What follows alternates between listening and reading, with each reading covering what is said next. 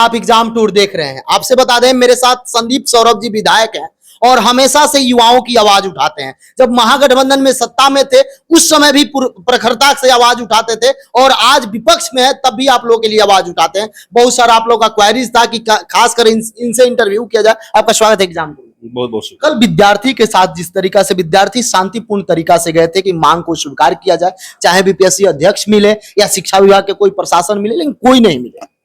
ये बहुत शर्मनाक बात है कि बहुत जायज मांग के साथ कोई शांतिपूर्ण तरीके से आंदोलन करता है, हाथ में तिरंगा लेकर के सड़क पर एक लॉजिकल मांग के साथ लोग आंदोलन कर रहे हैं, कोई तोड़फोड़ नहीं हो रहा है। उसकी बात सुने बगैर जिस तरीके से उन पे लाठियां चल रही है, साफ साफ दिखाता है कि बिहार सरकार अभ्यर्थियों का, बिहार की शिक्षा व्यवस्था का और युवाओं की कोई चिंता नहीं करती है।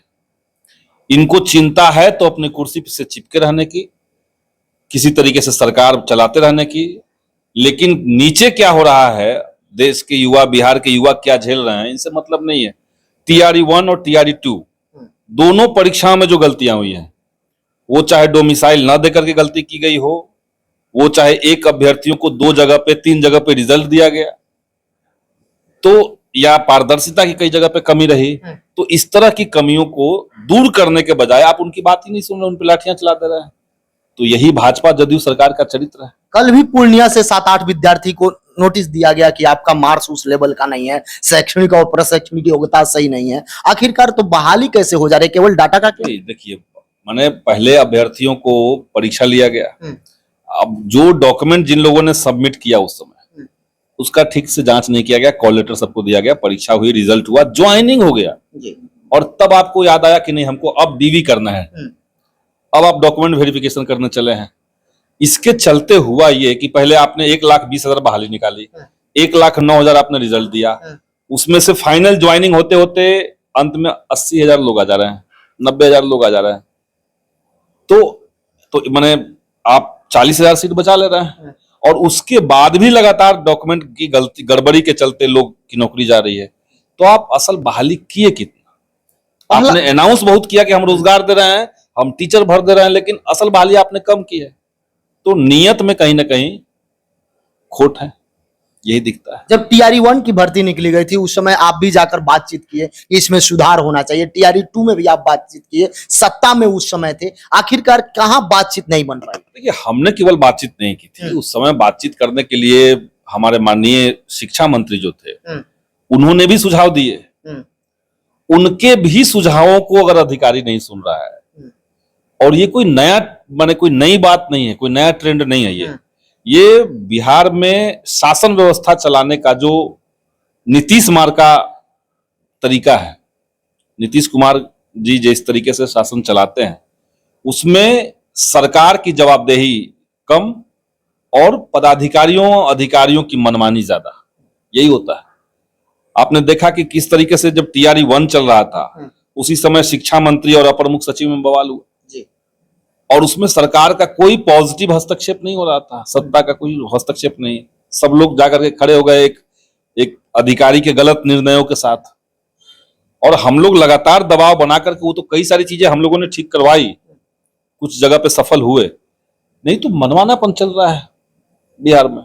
आखिर किस तर्क से, जब विधानसभा में आपने स्वीकार कर लिया था कि हम डोमिसाइल लागू करेंगे, आपने लागू किया, आपने टीआरई 1 का जब भर्ती जब होना था तो उससे पहले आपने कहा कि नहीं, डोमिसाइल जरूरी होगा सबके लिए। अब अचानक से आपने 20 दिन बाद आपके दिमाग में कुछ आया, आप विड्रॉ कर लिए, आपने डोमिसाइल हटा दिया। क्यों हटा दिया? जब झारखंड में डोमिसाइल रहेगा, उत्तर प्रदेश में रहेगा, मध्य प्रदेश, हिमाचल, उड़ीसा, असम में भी 2 दिन पहले हुआ है, तो जब सब जगह पे डोमिसाइल है तो बिहार के अंदर डोमिसाइल क्यों नहीं होगा? आप 100% कर दीजिए, ये हम नहीं इस पे आ रहे हैं, आप 100 भी कर सकते हैं, लेकिन आप 85 कर दीजिए, 15% सीट आप ओपन रख दीजिए। कोई बाहर के राज्य के हैं, कोई बाउंड्री के राज्य होते हैं, जो सीमा पर जिनका गांव होता है, उनके लिए कई जगह पे बिहार सुविधा होती है, तो आप उनके लिए 15% सीट ओपन कर दीजिए, लेकिन डोमिसाइल लागू होना चाहिए।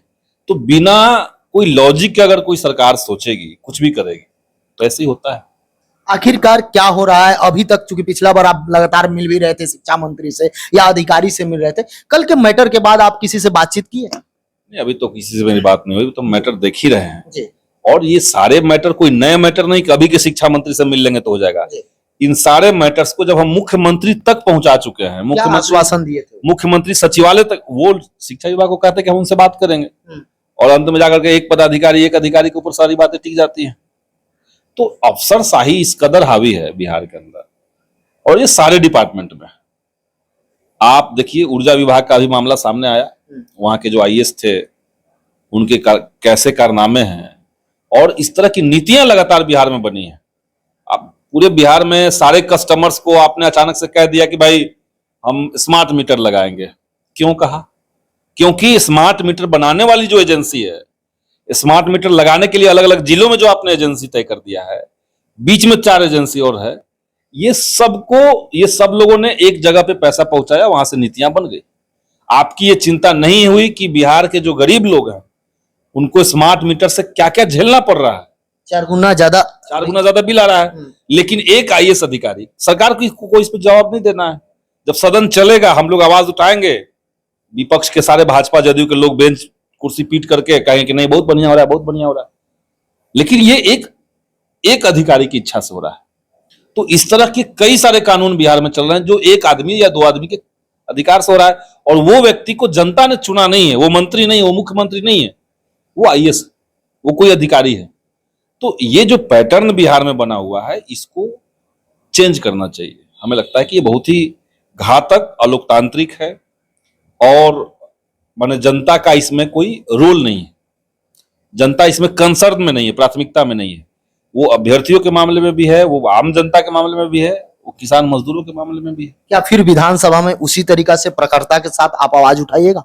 हम तो आवाज उठा ही रहे हैं, लेकिन विधानसभा चला कितना दिन लोग रहे हैं? इतने सारे जब मामले पेंडिंग है जनता के, आप देखिए साल में 3 बार सत्र चलता है। ये बहुत जरूरी बात है, इसको आप अलग से भी चला सकते हैं। साल में 3 बार सत्र चलता है, उसमें बजट सत्र जिसको चलना चाहिए 1.5 महीने 2 महीने तक, आपने उसको कर दिया 22 दिन का, मात्र 22 वर्किंग डेज। हाँ, इस बार 22 ही दिन था। मॉनसून सत्र आप चलाते हैं 4 दिन 5 दिन, इससे ज्यादा नहीं चलाते हैं। विंटर सेशन आप चलाते हैं 4 से 5 दिन। तो इतना ही 22-4-4 या 22-5-5, ये बस इतना ही सत्र चलेगा तो जनता के मुद्दे कितने उठ पाएंगे? एक बात। दूसरी बात है कि जो जनता से चुने हुए प्रतिनिधि हैं, जो विधायक गण है, उनके पास एक और पावर है, वो है कि सदन जब नहीं चल रहा है, जैसे अभी का समय, सदन शुरू होने से पहले और खत्म होने के बाद, इस पीरियड में आप सरकार से विधानसभा के अंदर अतारांकित प्रश्न पूछ सकते हैं। ठीक, अतारांकित। जब सदन नहीं चल रहा है तो आप लिखित में देंगे, लिखित में जवाब आएगा। लेकिन इसमें एक नियम है कि सत्र अवसान के बाद, सत्र का जब अवसान हो जाएगा, यानी सदन जब खत्म हो जाएगा तब।